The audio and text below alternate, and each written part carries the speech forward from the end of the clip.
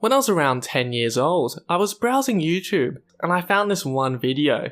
I didn't know what was going on, I didn't know what the game was called, but I saw explosions, aircraft, and tanks all in the same experience. It looked amazing. I had a general idea what Battlefield was, or at least a general concept of what a large-scale shooter is. Many players, planes, tanks, the opposite of Call of Duty's close quarters vibe. The idea of 64 real people in the same lobby with aircraft flying overhead was more than appealing to me.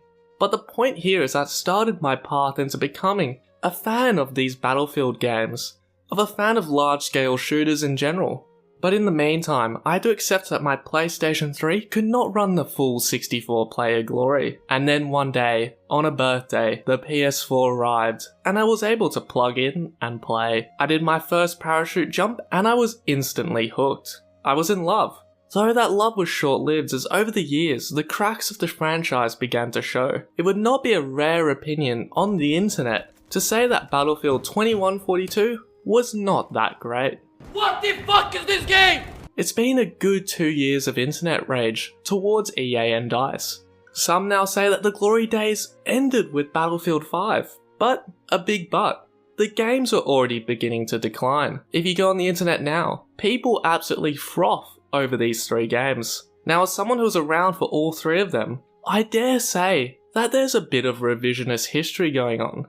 Because with each entry, DICE and Electronic Arts found new and unique ways to absolutely shit the bed. This was not safe game development. It was all powered by the greed of EA. This made $750 million. I don't want to use Battlefield 2042 and co as a punching bag. I want to go beyond the game mechanics and dissect each game. I want to find out what the thought process was, why certain decisions were made. All of this culminated in the breakthrough indie studio game, Battlefield 2042. I want to go all the way back to the foundations of the series, all the way back to Battlefield 3, the turning point of the franchise. In the mid-2000s, the Battlefield franchise was struggling. After an exciting start to the series with Battlefield 1942, a sequence of releases did not live up to players' expectations. Call of Duty and Activision were charging ahead, soaking up players' attentions. Players only wanted the high dopamine, tight shooter gameplay. EA spent $24 million purchasing DICE and the Battlefield IP, and it was about to become a dead franchise. There was a core issue. In the games, there was a variety of planes, tanks, and guns, yet as the match progressed, there was no change in the physical environment. Playing 30 minutes in the exact same environment is too much for most people. What could be done? The higher-ups at DICE thought, let's make destructible environments. This was achieved through the development of the Frostbite engine. The result? Destruction in a multiplayer setting. Pretty cool. Battlefield Bad Company 2, with the arrival of the first iteration of the Frostbite engine, intrigued people. The ability to walk up to a building and blow it up? Incredible. Battlefield was back, but people noticed. No large-scale maps. This couldn't do. And so Battlefield 3, the predecessor to Battlefield 4, was given the green light. It sold and got great reception. I mean, I wouldn't know. I didn't play it. But through countless hours of research, I can confidently say that it was well received by the masses. With this, the Battlefield franchise was at its apex height. There was just one small issue. Players noticed a lack of destruction. This could not do. So DICE get around the table and think to themselves, and one brilliant man makes a comment. Let's make buildings fall over. Levolution was born. These games were created using the Frostbite 3 engine, the core staple of the Battlefield games. There were bigger ambitions at play now. With engineers working, the technology has been assembled. Cities flooded, future events predicted, cities destroyed. Suddenly, there were leaks. Low-res images of trucks, tanks, guns. People were confused. It looked very similar to Battlefield 3. Though, no reason to panic. The trailer was shortly released. The map called Siege, set in Shanghai, set the scene. ATVs launching off skyscrapers.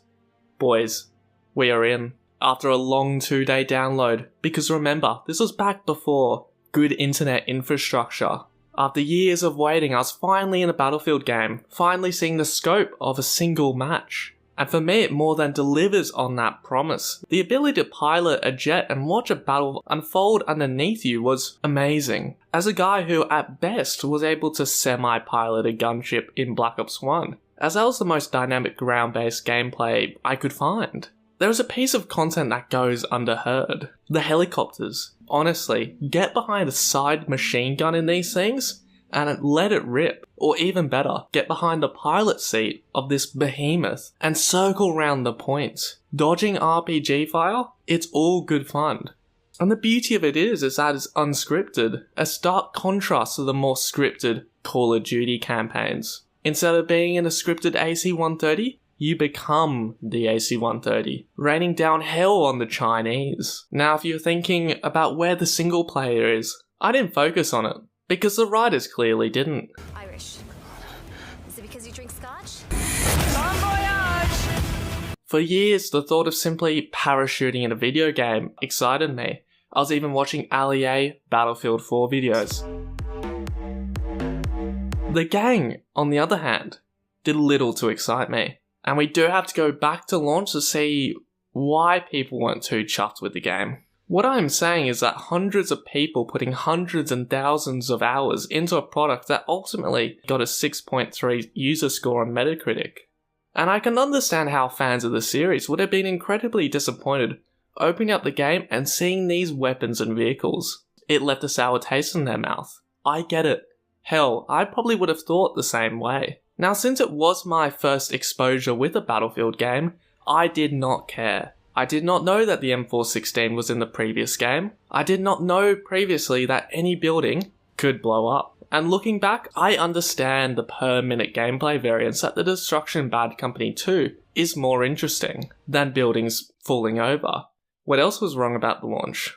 Oh yeah, you couldn't even play the game apparently. Upon doing this research, I completely missed out on the dark ages of this game. The netcode had major issues, and that's not even the strangest thing I found. Apparently, if one player fired a suppress sniper rifle, it would mute the game for everyone. So you could imagine, the masses weren't happy. The FTC rolled up, lawsuits were made, investors were misled, not to be confused with Battlefield 2042, but no long-term damage was done. DLCs came and went, EA DICE begging for money, and yet no fixes were present. Not only that, when I was playing and revisiting the game, one thing I noticed was how darn similar everything looks when compared to Battlefield 3. You know, whilst nowadays it's pretty familiar to have a discussion around whether a game is a genuine new game or one big DLC expansion, at the time that Battlefield 4 was released, it was at the start of the more corporate era of gaming. So people were taken aback by that. They didn't know how to feel. Those were the same weapons and vehicles. Where was the new content? All that said, I did not care. I did not know the AEK was in the previous game. Now, as an adult, observing from afar, I can see why people would be disappointed. But at the end of the day, it brought 64-player games to consoles. Now, as the industry was just in the twilight days of the Season Pass DLC model, the overall post-launch service of this game fascinates me. 4 DLCs, multiple decently sized free updates. Compared to the slot we get nowadays, it wasn't too bad at all. China Rising was our opening. The bikes and bombing run were very cool, but I thought a pretty forgettable experience among a more interesting DLC season. Since I've never played Battlefield 3, I didn't experience Gulf of Oman or Caspian Border. They were very enjoyable, and Gulf of Oman, with its D-Day style opening, absolutely glued me in. The Sandstorm, on the other hand, not so much. Operation Firestorm and Operation Metro, I could not get into them at all. Especially that Metro map, it needs some opening in its sightlines or something just more interesting. Diversify it a bit from a mindless slog. Naval Strike was a big one though. The creme de la creme of the season. Bolts, aircraft carriers, helicopters, all in one experience. Mate, I was in. With that carrier assault game mode being a core highlight for me. The idea of boarding and defending objectives inside an aircraft carrier just makes my Star Wars soul sing. DICE Stockholm had a decent final run, but their path on this story ends. Star Wars Battlefront had to be made, so these boys absolutely dipped. DICE LA were left to clean up the mess, mainly the netcode, still broken. Dragon's Teeth looked boring and played boring. Not a strong opening by the fellas up in LA. Final Stand was the last one. 2142 was here. Titans spotted. Futuristic hover tanks with some cool maneuverability were present, though the story didn't end here. After Final Stand was where it really got interesting to follow the game. There were fixes, and for 2 years the game enjoyed some top quality updates.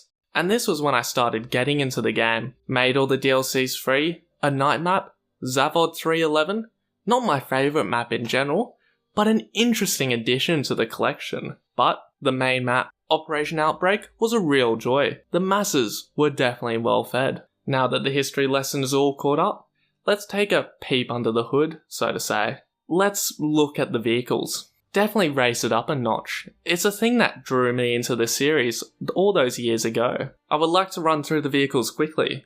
The jet skis. Fast, mobile, perfect for C4 explosive fun. ATVs, also speedy, mobile, excellent for C4s.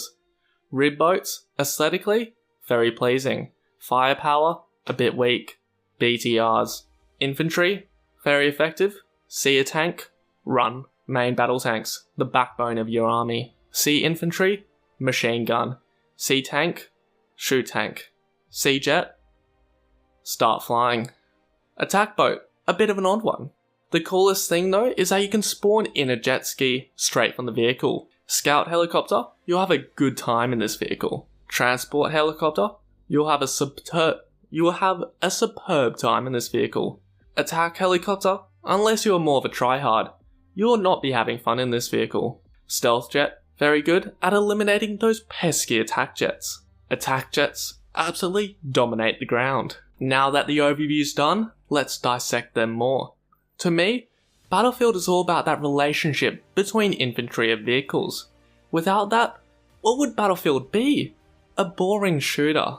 Now, as a bit of a vehicle whore myself, give me a transport helicopter over a simple weapon any day of the week. But I do get why people hated the more overpowered vehicles in Battlefield 4. I mean, I wasn't the 1,000 hours playtime guy in the attack helicopter in Siege of Shanghai. I mean, I was definitely the victim. But the imagery of the rockets flying into the rooms is chef's kiss. After a certain amount of time getting absolutely smashed, it comes a point where you have to go on the offensive. You can whip out your RPG in small all day long, but you need 4 hits to destroy a tank? This is not happening. What's your only choice then? Retreat. People get terrified of the vehicles and start hibernating in these bland maps. The metros and lockers.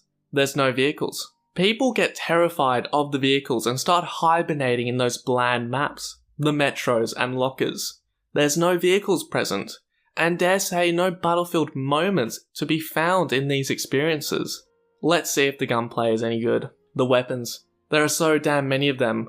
Borderline too many. Coming from video games where there were just 6 machine guns to now 10 plus PDWs, not even mentioning carbines, was quite daunting. To even expand on one negative no one on the internet seems to talk about.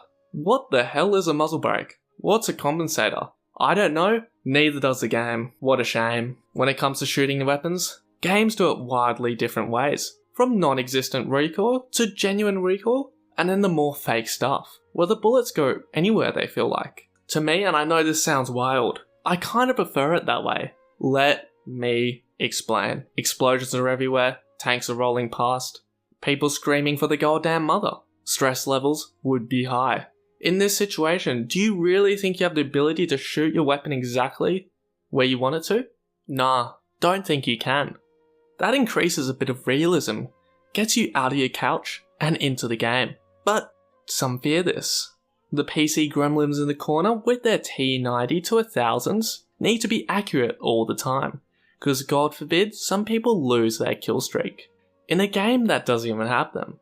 For a game that started off quite shaky, it was fun to revisit the title and see how it evolved throughout its development. DICE and EA might not be the best couple pumping out games though. I've got 3 more of these games to go. God help me.